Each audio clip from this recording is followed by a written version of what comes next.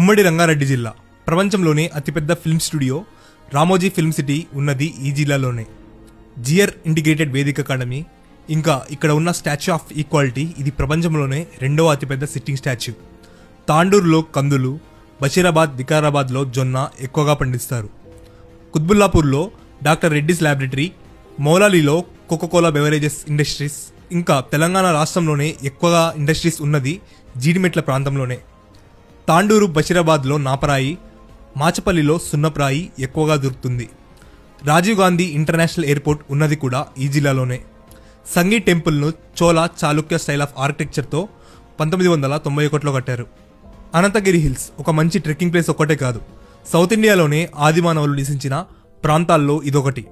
ఈ కొండ మీదే అనంత పద్మనాభ స్వామి టెంపుల్ కూడా ఉంది.